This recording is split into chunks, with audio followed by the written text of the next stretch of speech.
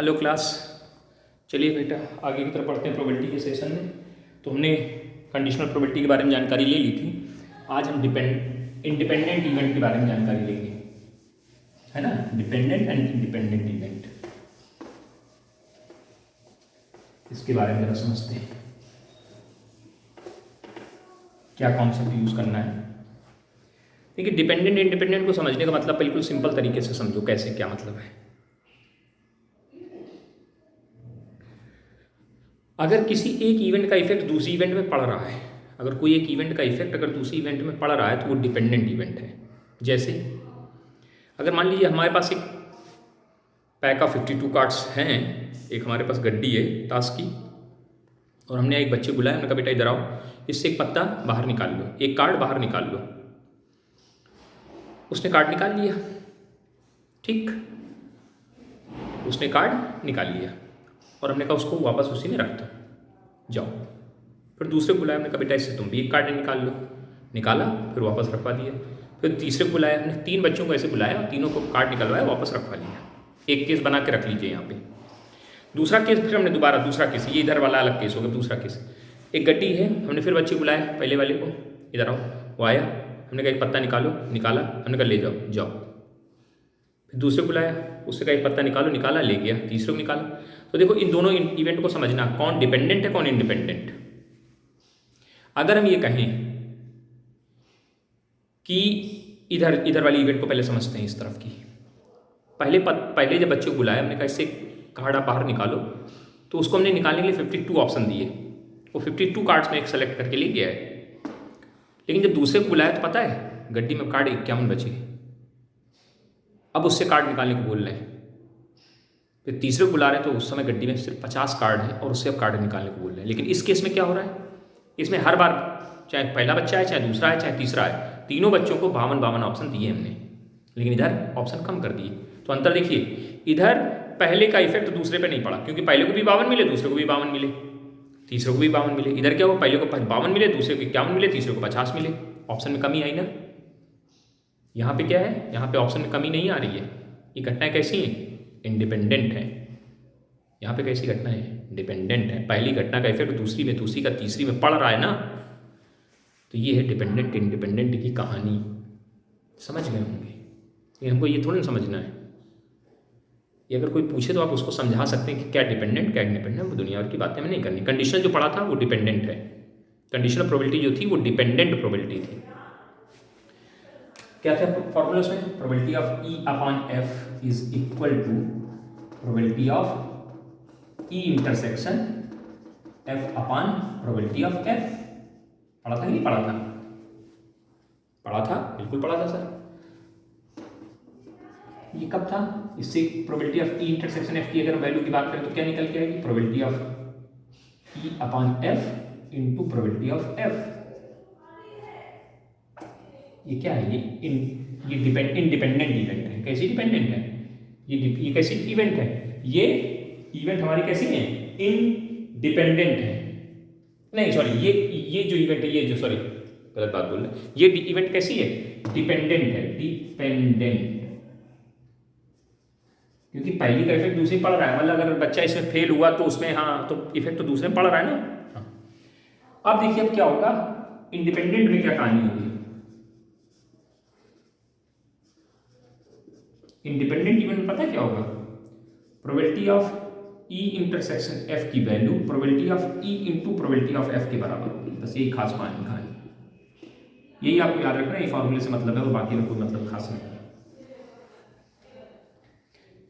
तो two event E and F are said to be independent if probability of E intersection F is equal to probability of E and probability of F. अगर ये बात आपने लागू करके दिखा दी तो उस तरह से इवेंट को क्या बोला जाएगा, this implies E and F are independent. तो इवेंट इंडिपेंडेंट कहलाएगी। बात समझ में आ गई होगी, है ना। अब बात आती है pair wise independent. Pair wise का मतलब जैसे 2 इवेंट, 3 इवेंट, 4 इवेंट, जैसे पेयर वाइज का मतलब क्या होता है, पेयर वाइज जैसे probability of E intersection F is equal to probability of E into probability of F. Probability of F intersection G is equal to probability of F into probability of G. G intersection H is equal to probability of G into probability of H. दो के pair, अगर probability of E intersection F ये तो इसको बोलते हैं pair wise. ये कौन से कहलाती हैं? तो ये तीनों इवेंट कैसी है? पेयर वाइज इंडिपेंडेंट है। पेयर वाइज अब होते हैं म्यूचुअली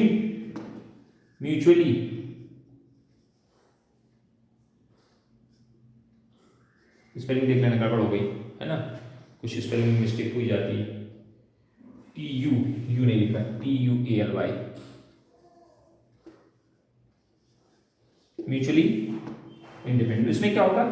पेयर वाइज की पूरी कंडीशन फॉलो करेगा। Probability of E intersection F, probability of E into probability of F, probability of F intersection G बराबर probability of F into probability of G, probability of G intersection H बराबर probability of G intersection probability of H।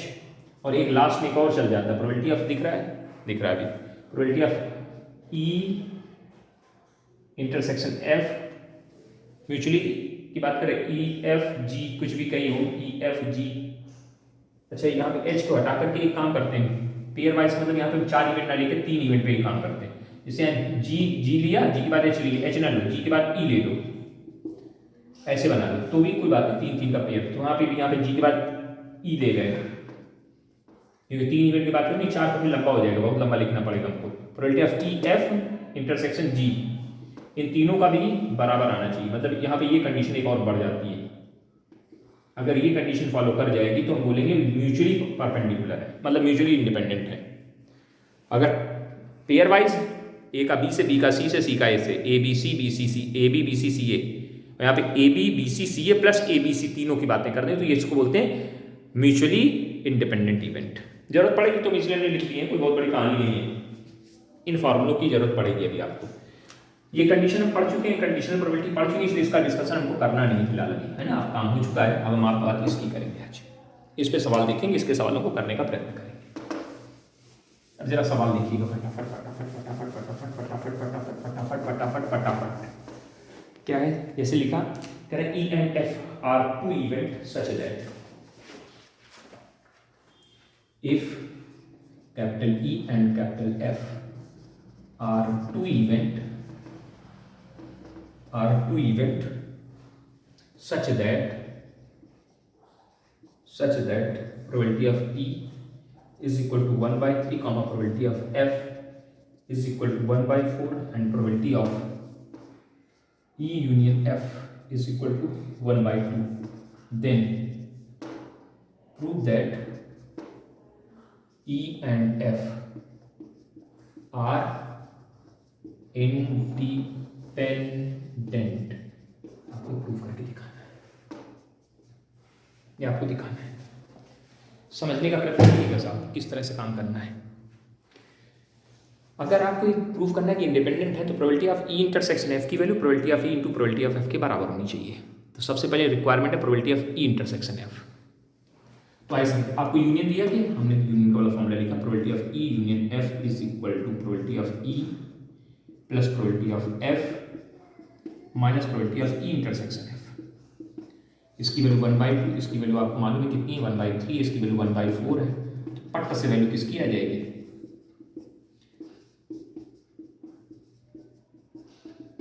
1/3 1/4 minus 1/2, LCM कितना है 4, नहीं 4 नहीं आएगा बेटा 12 आएगा, 4 3 12, 4 यहाँ आ गया, 3 यहाँ आ गया, 6 यहाँ आ गया, 1/12 आ गया। Probability of E intersection F की वैल्यू निकाल ली, कितनी निकली? Probability of E intersection F की वैल्यू 1/12। अब probability of E into F की निकालो, probability of E into probability of F 1/3 1/4, ये भी वैल्यू 1/12 आ गई। क्या देख रहे हैं आप? इसकी और इसकी वैल्यू बराबर है, hence probability of E intersection F बराबर है किसके? Probability of E into probability of F के। तो this implies E and F are independent then depend, कैसी डिपेंड, इंडिपेंडेंट इवेंट है, प्रूव हो गया। ऐसे अगर क्वेश्चन आए तो आपको ऐसे इंडिपेंडेंट प्रूव करना पड़ेगा, है ना। अब ये हो सकता है कि आपको जो वैल्यूज दें यहाँ पे घुमा सकते हैं, इनमें घुमा सकते हैं, बस यही करेंगे और थोड़ा ना कुछ करेंगे, काम तो आपको वैसे ही करना है। आओ देखते हैं, आगे बढ़ते हैं। मिटा दें, मिटा दीजिए, कोई बात नहीं। अगला क्वेश्चन लिखा है, if E and F are such that, if E and R such that, two events such that probability of E and probability of F कितनी कितनी, 1 2 7 12, 1 2 7/12, एंड प्रोबेबिलिटी नॉट E और नॉट F, यहाँ पे लिख दिया, यहाँ पे बदलाव करा, प्रोबेबिलिटी नॉट E और not F is equal to, नाम बदल दिए बस, कितना 1/4, 1/4, then prove that E and F are, state करना मतलब है या नहीं चेक करना, वेदर है या नहीं है चेक करें, या बदलना पड़ेगा लैंग्वेज के, प्रूव दैट लिखेंगे तो गड़बड़, इसको लिख दें। तो क्या करना है इसमें, then state whether F E and F are, state whether E and F are independent, independent बोलो हाँ, मतलब चेक करना है कि नहीं है, अगर है तो हाँ लिखना, नहीं हो तो ना लिखना। प्रोबेबिलिटी ऑफ E दे दी कितनी 1 2, प्रोबेबिलिटी ऑफ F दे दी कितनी 7/12 है ना, 7/12 है कि 1/12 है, 7/12 है, ठीक है। और आगे क्या दिया, नॉट E, ये क्या है, probability of not E, not E मतलब बार लग गया, और मतलब होता है यूनियन, नॉट F, इसको क्या करेंगे लिस्ट में कंबाइन करेंगे, ऐसे लिखेंगे probability of E intersection F का कंबाइंड हो गया, कंबाइंड मतलब इसकी वैल्यू दी 1 मिनट, इसकी वैल्यू दी पहले 1 मिनट होगी, इसकी वैल्यू कितनी 1/4, इसका मतलब हमें अगली लिस्ट में क्या करेंगे, इसको ऐसे लिखेंगे E इंटरसेक्शन F, जब कंबाइन करते हैं दोनों को बार को तो यूनियन इंटरसेक्शन, इंटरसेक्शन यूनियन तब्दील हो जाता है। इसका क्या मतलब हुआ, इसको लिख सकते हैं 1 minus probability of E intersection F equal to 1/4 के, ये इधर गया ये इधर आया, तो 1 माइनस 1/4 इक्वल टू कितने के, probability of E intersection F के, तो probability of E intersection F कितनी मिल गई 3/4, probability of E intersection of पास आ गया 3/4। अब क्या निकालना है, probability of E into probability of F निकालो जरा, probability of E into probability of F कितना है 1/2 7/12, काटा कुटी हो गई 12 24, क्या ये वैल्यू बराबर है, क्या देख रहे हैं, since probability of E intersection F does not equal to probability of E into probability of F, so this implies E and F are not independent, बस यही लिखना, आप ये मत लिखना कि डिपेंडेंट है, बस नॉट इंडिपेंडेंट, जैसा मांगा वैसा आंसर, अपनी उसमें अंग्रेजी ना चला देना, नहीं ऐसा नहीं करेंगे, ऐसा करके दिखाएंगे, ना ना ना ऐसा करना तो बैठे रहेंगे, मिटा दें, मिटा दिया जाए। Now the next one question, कुछ वैल्यूज चेंज होंगी, correct, given two event E and F are such that probability of E is equal to 0.3, probability of 0.6, 0.3 and 0.6, then find, अभी सब हटा दिए मैंने, कुछ मांगा है, करें देन फाइंड,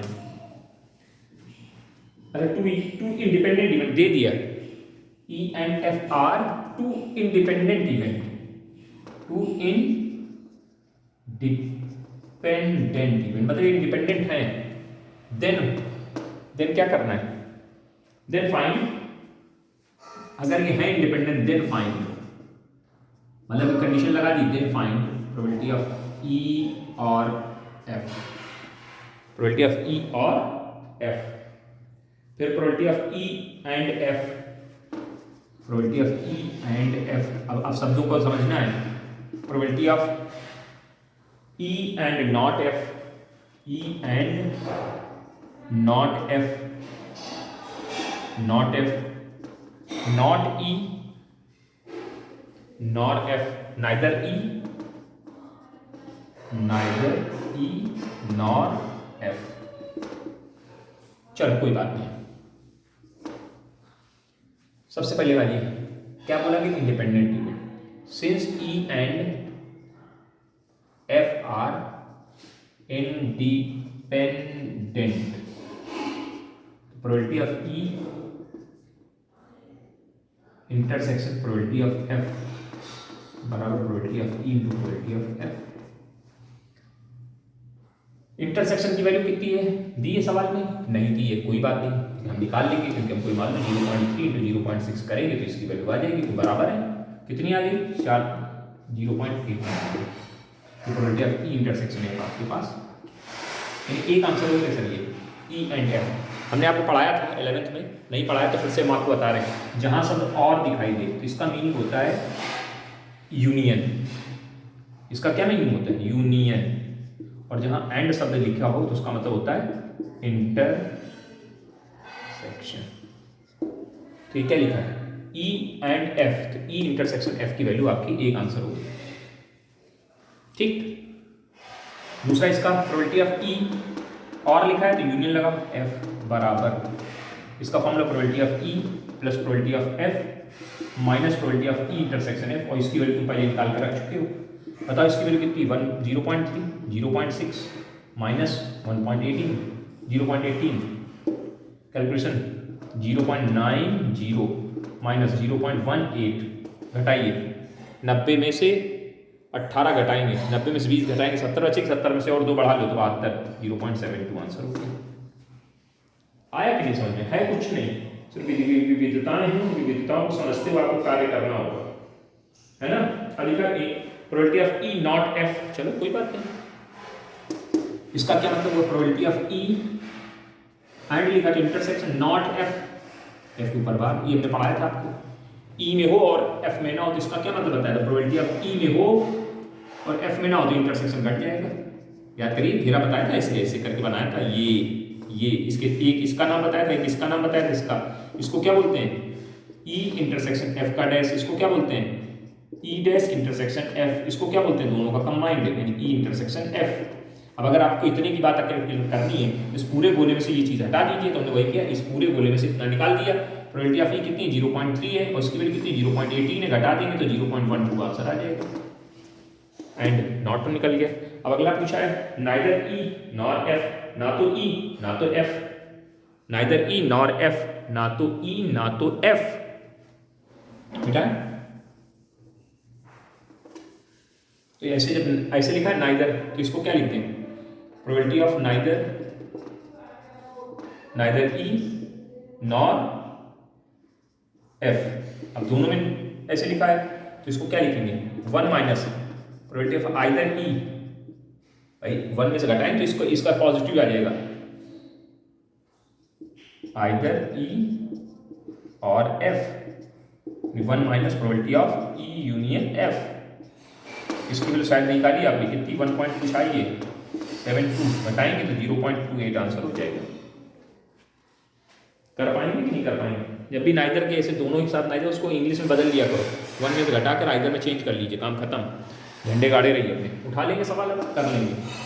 इस तरह के क्वेश्चन आपको मिलेंगे, मतलब कोई इवेंट इंडिपेंडेंट है तो कुछ वैल्यूज मांग ली आपसे, अगर इंडिपेंडेंट है तो आप इंटरसेक्शन की वैल्यू आसानी से निकाल सकते थे तो सवाल लगा सकते थे। अगला फिर क्वेश्चन लिखा है तेरा ई and F two event, E and F are two independent event. E and F are two independent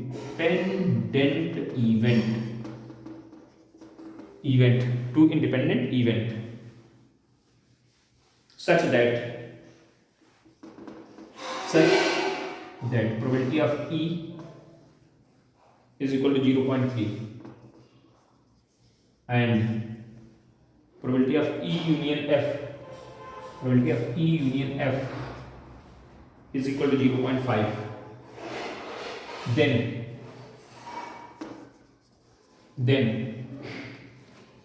find the value of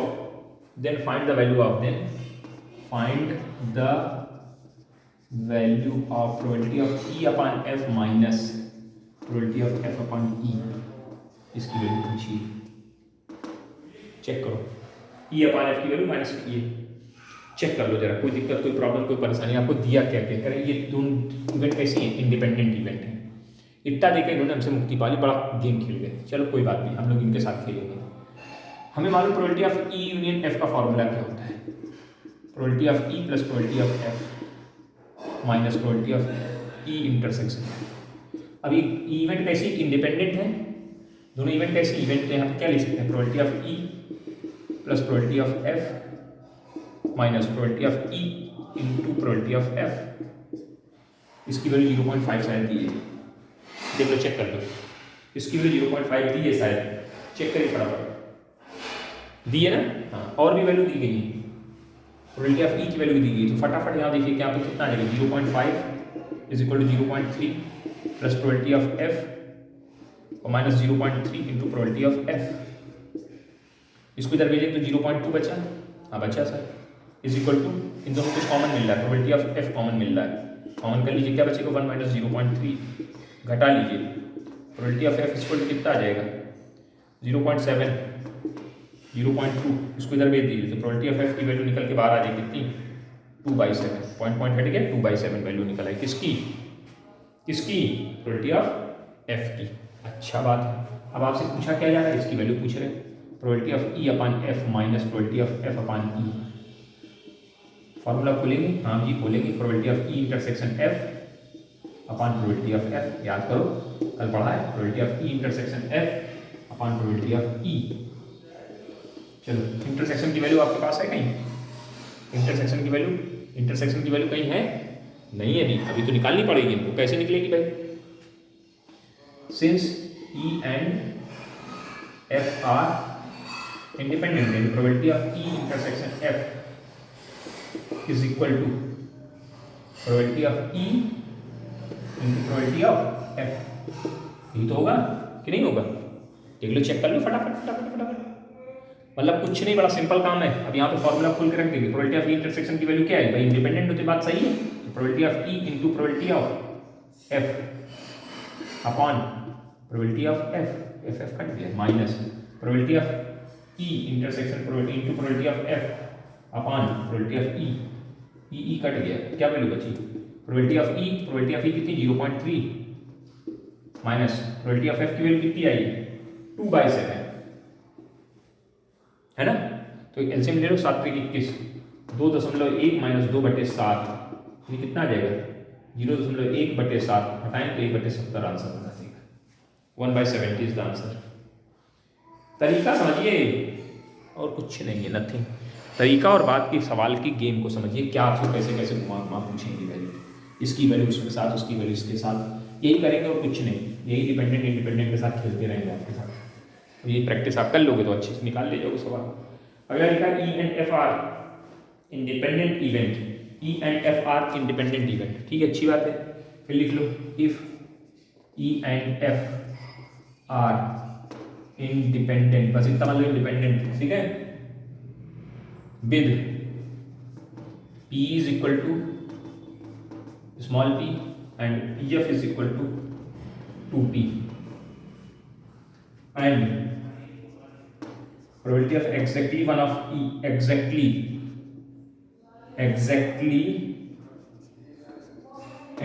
one of e common f is equal to 5/9। ये लैंग्वेज जब लिखते हैं तो इसको बहुत समझना होता है, exactly one of e 9/5, then find the value of p। अब इसका मीनिंग बहुत बढ़िया है, exactly one of, चलो जरा समझो ध्यान से देखो, ये फिगर याद है, ये फिगर बहुत यूजफुल फिगर है बेटा, इतनी इवेंट जो है ये एग्जैक्टली, यहाँ पे सिर्फ ई इवेंट हो रही, एफ नहीं हो रही, एग्जैक्टली वन ऑफ देम, या ई हो तो एफ ना हो और एफ हो तो ई ना हो, यानी इसकी बात कर रहे हैं। इस लाइन का जो आशय है पता है, इसका मतलब जो है, इसका मतलब ये probability of E intersection F का dash plus probability of E dash intersection F बराबर 5/9। इस लाइन का मतलब जल्दी समझो, बस यही समझदारी जिसने समझ ली वो सवाल के साथ फर्क आ जाएगा, नहीं तो बैठा बैठा तमाशा बने रहेगा। जल्दी देखो जल्दी देखो जल्दी देखो, फटाफट फटाफट देख लिया, चले बढ़े आगे कितना बढ़े, अब बढ़ जाओ फिर फटाफट आगे आइए। वैल्यूज बताओ, इसका फार्मूला क्या है, probability of E minus probability of E intersection F plus probability of F minus probability of E intersection F is equal to 5/9। Probability of E मालूम है पी है। अब एक मिनट और काम करो, अब क्या लिखा है, सिंस यहाँ पे लिख देना चूंकि सिंस यहाँ साइड में लिख देते, since E and F are independent, hence probability of E intersection F बराबर probability of E into probability of F. बात सकते हाँ सकते हैं सर, ये सब जगह लिख दीजिए जरा। तो probability of E plus probability of F ऐसे लिखा रहा है, ये दोनों ये और ये हो गए, ये दो बार जुड़ गए तो -2 times of probability of E intersection F is equal to 5/90। तो प्रोबेबिलिटी ऑफ ई, अब वैल्यू इसको एक स्टेप और बढ़ा लो, probability of E plus probability of F -2 times of probability of E into probability of F is equal to 5/90। ये कितनी value होगी, ये पी होगी और ये कितनी हो जाएगी, 2p हो जाएगी, -2 into p into 2p is equal to कितने के 5/90। क्या बन गया, ये 3p हो गया -4p square equal to 5/90। 9 3 27p minus बचो को 36p स्क्वायर बराबर 5 के, है ना। सबको एक साइड में शिफ्ट कर दो, 36p square minus 27p plus 5 बराबर 0 है ना। 36 गुणे 5 180, 180 कैसे दो फैक्टर को जिनका सम है ना कितना हो 27 हो, सम 27 हो, 18 9 118 दयाम 180 होता है, 18 दयाम 180 हो गया भाई 27। 36 गुणे 5 बना, 36 गुणे 5 कैसे दो फैक्टर करो जिनका सम, फैक्टर निकालो भाई क्या बताया जाए।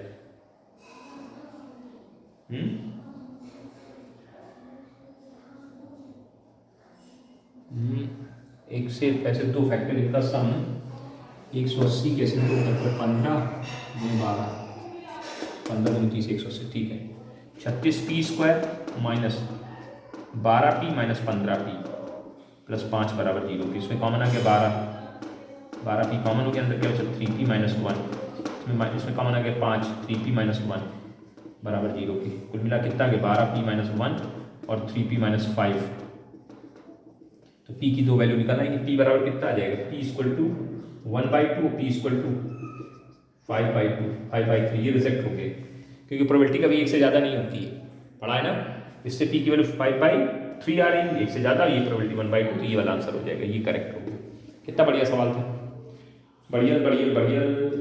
अच्छा 12 लिखा है, 12 लिखा है, 2 नहीं लिखा है, गलत लिखे हैं, जल्दी जल्दी देखो, यहाँ 12 लिखना था तो दोनों एक्सेप्ट हो जाएंगे फिर, क्योंकि जब 12 लिखोगे नहीं 12 लिखा, एक मिनट कहाँ गलत कर रहा है क्या, 12p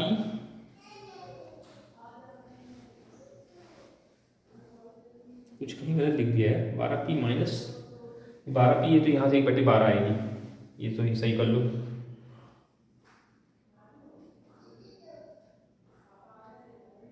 बारह माइनस 5 आएगा, गलत लिख रहे हैं यार हम लोग, कॉमन ही सब गलत सलत करे दे रहे हैं। 3p माइनस 1 और यहाँ पे 12p माइनस 5 बराबर 0 की, इससे p की वैल्यू कितनी आएगी, 1p की वैल्यू आएगी 1/3, 1p की वैल्यू आएगी 5/12, दोनों एक्सेप्ट हो जाएंगे p की, 1/3 5/12 दोनों बोथ आर एक्सेप्टेड।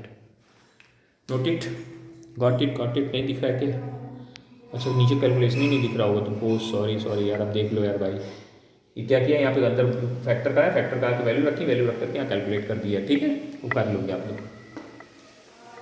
देखा नहीं कि आपको नीचे नहीं दिख रहा है, कैलकुलेशन करते चले गए, उसको दिक्कत हो जाती है कभी कभी, तो समझा करो, बोलते हैं तो उसको अपने हिसाब से समझते चला करो, है ना, समझदार बच्चे हो आप लोग। उम्मीद है समझ में आ गया होगा कि अभी भी और एग्जाम्पल करवा दो तो अच्छा है भाई।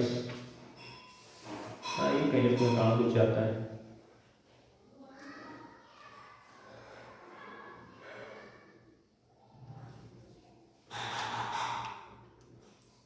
अब आओ समझो जरा सवाल, अब सवाल लैंग्वेज वाले मतलब वर्ड प्रॉब्लम कैसे लिखा है, करें A and B are two candidate seeking admission in a college, A and B are two student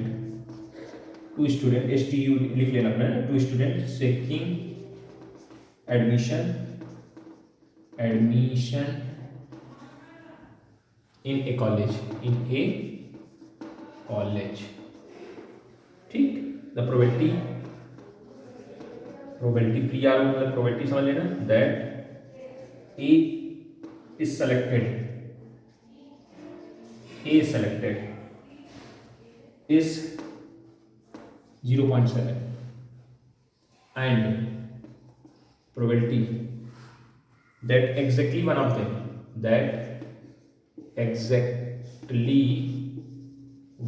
them is selected 0.6, then find the probability of B, इसकी प्रोबेबिलिटी चाहिए B। अब देखो कहा भैया A और B तो एडमिशन के लिए आते हैं, A के सेलेक्ट होने की प्रोबेबिलिटी दे दी कितनी, प्रोबेबिलिटी ऑफ A 0.7। अगर एग्जैक्टली वन ऑफ देम का मतलब probability of A intersection B का dash plus probability of A dash intersection B dash. ये बात बहुत समझदारी से काम किया करिए। एग्जैक्टली वन ऑफ देम का मतलब समझा रहे हैं, A हो B ना हो, B हो A ना हो, यही मतलब तो हुआ। A हो B ना हो, B हो A ना हो, ये हो गया एग्जैक्टली वन ऑफ देम। 0.7 नहीं 0.6 है। इसका मतलब जानती हैं आप क्या मतलब है? Probability of A minus probability of A intersection B plus probability of B minus probability of A intersection B equal to 0.6। Check कर लो जल्दी से फटाफट, कहीं कोई दिक्कत हो तो बता दो भी मैं। अभी बाद में कहने के सर जी तो समझ में नहीं आ रहा है, पदेला हो जाएगा। तो क्या बन जाएगा प्रोबेबिलिटी ऑफ A, अभी थोड़ी देर पहले किया यार इस तरह question, probability of A plus probability of B minus 2 times of probability of A into probability of B। अब ये कैसे लिख दिया सर आपने?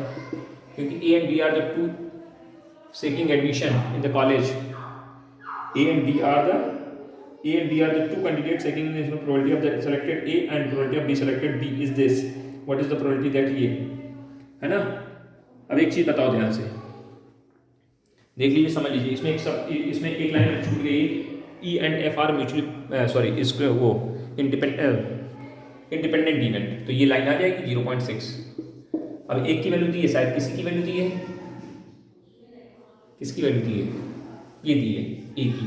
यहाँ पे 0.7 plus probability of B minus 2 into 0.7 into probability of B is equal to 1/6 के। इस इक्वेशन को सॉल्व कर प्रोबेबिलिटी ऑफ B नहीं निकाल सकते हो आप लोग? बिल्कुल निकाल सकते हो, निकालने का प्रयास करिए। प्रोबेबिलिटी ऑफ B निकला, वही पूछा गया क्वेश्चन में, कर लेंगे आप लोग। हम नहीं बता पाएंगे आपको बात कर, 1/4 आंसर आना चाहिए, करके देखना, करके देखना आया चाहिए।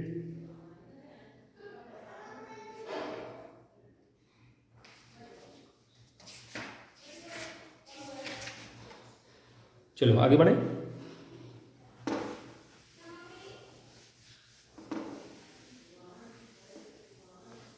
एक और सवाल देखते हैं। कह रहे हैं a die is thrown if capital E is even, the number appearing on the die is multiple of 3. A die is thrown. A die is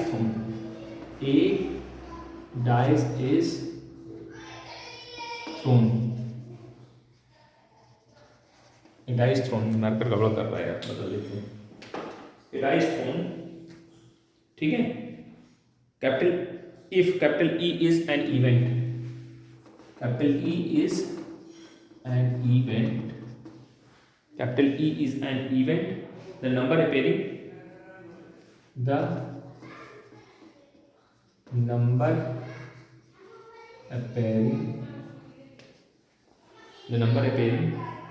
is multiple of 3, and F is the event, the number appearing is even, and F is the number appearing is even, then so that E and F are independent even। ये show करके आपको दिखाना, ये तो लिखा है हाँ, then whether लिखा है यार, मतलब चेक करना है कि है कि नहीं। चलो है, शो करना है। आओ तो एक डाई को थ्रो कर रहे हैं हमने, मान लिया सैंपल स्पेस, डाई का नाम S नाम से सैंपल स्पेस 1 2 3 4 5 6। E जो इवेंट है उसके बारे में कहा कि मल्टीपल ऑफ 3 यानी 3 और 6, और F जो इवेंट है that is the multiple of even number 2 4 6। ठीक, तो एक बात बताओ, जब हम लोग प्रोबेबिलिटी ऑफ E निकालेंगे तो क्या आएगी? प्रोबेबिलिटी ऑफ E की वैल्यू जब निकालोगे तो एन ई अपान एन एस चलेगा, हाँ जी बिल्कुल चलेगा। एन ई अपान एन एस कितनी वैल्यू एनी में 2 बटे एन एस की 6, 1/6, 1/3 आ गई वैल्यू।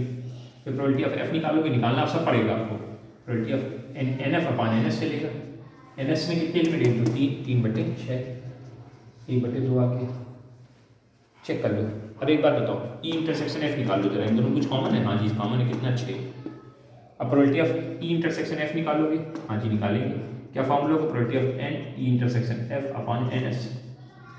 कितने एलिमेंट कॉमन है सर, एक एलिमेंट कॉमन है। एन एस में वैल्यू कितनी, 6, सारी वैल्यूज निकाल ली। अब हमें चेक करना है कि ये हमारी इंडिपेंडेंट इवेंट है नहीं है। तो आइए sir, probability of E into F की वैल्यू निकालने जा रहे हैं। 1/3 इंटू 1/2 बराबर 1/6। और probability of E intersection F कितना है, वो भी सर 1/6 है। देखो दोनों के आंसर सेम आ गए, हेंस दिख रहा है, दिख रहा नहीं। Probability of E intersection F बराबर होगा probability of E into probability of F. क्या बोल देंगे, इसका मतलब क्या है, this implies E and F are independent event. कैसी इवेंट है, इंडिपेंडेंट इवेंट। चेक हो गया। अब ऐसे वो इवेंट के नाम देंगे आपको बना बना के, ये इसकी ये इवेंट है, इसका ये परिचर्चा करो, इसकी वो परिचर्चा करो। तो परिचर्चाएं आपको करनी पड़ेगी भाई, है ना। जब तक आप परिचर्चाएं नहीं करेंगे तब तक दिक्कतें आती रहेंगी, आती रहेंगी, आती रहेंगी, आती रहेंगी, और कुछ हो नहीं सकता है जी। कि हो सकता है, कुछ नहीं होगा। चलो आगे बढ़ते हैं।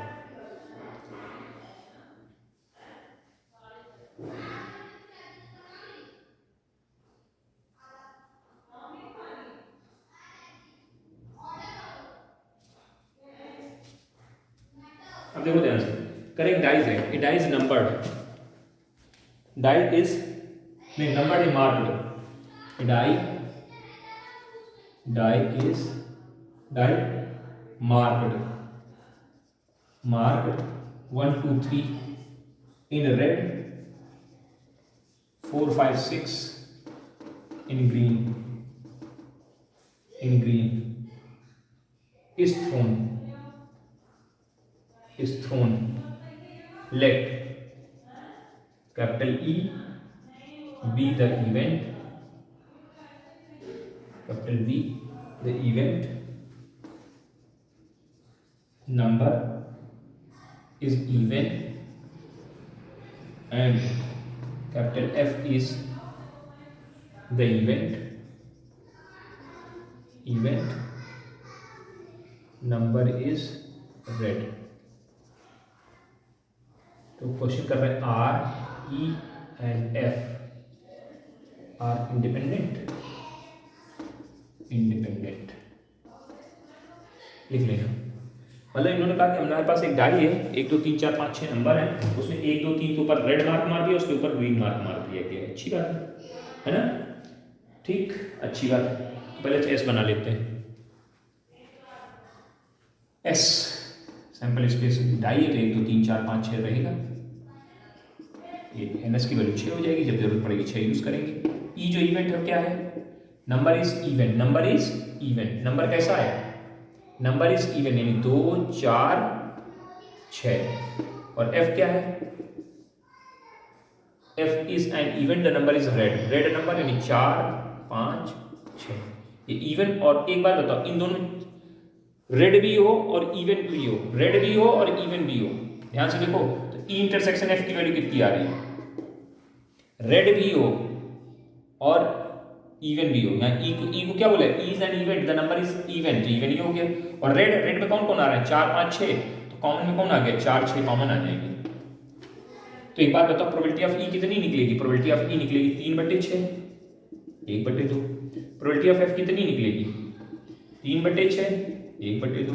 Probability of E intersection F कितनी निकलेगी, 2/6, 1/3। चेक करो फटाफट सारी वैल्यूज चेक करो, 1/2, 1/2, 1/2, है ना।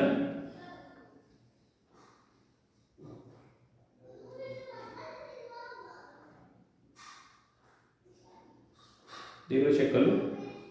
नंबर इज, अच्छा रेड बोला हमने, ग्रीन के हिसाब से रख दिया यार, नंबर इज रेड बोला गया है ना। तो रेड वाले तो ये है 1 2 3, मैं 5 6 लिख दिए, 1 2 3, कॉमन में कौन आएगा, सिर्फ 2 आएगा, सब गड़बड़ होगी। ये तो सही है, यहाँ तक कोई दिक्कत नहीं। यहाँ पे इसकी वैल्यू गलत हो गई, 1/6। 1/6 देख लो, चेक करो। अब probability of E into value निकालो जरा, probability of E into probability of F कितना आएगा, 1/2 इंटू 1/2 बराबर 1/4, और probability of E intersection F निकालो जरा, 1/6। क्या ये बराबर है क्या, लेकिन नहीं।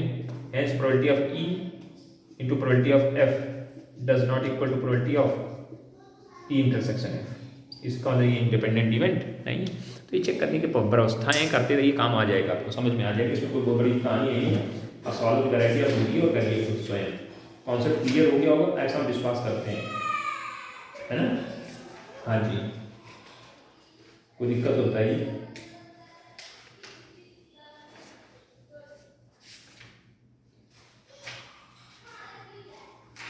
अब अगला हमारा जो टॉपिक होगा ड्राइंग विद रिप्लेसमेंट प्रॉब्लम। मतलब हम वॉल जैसे कोई चीज़ निकालेंगे तो विद रिप्लेसमेंट उसको रिप्लेस कर देंगे वापस, उसमें उसको ऐसे रखवा देंगे, विद रिप्लेसमेंट प्रॉब्लम।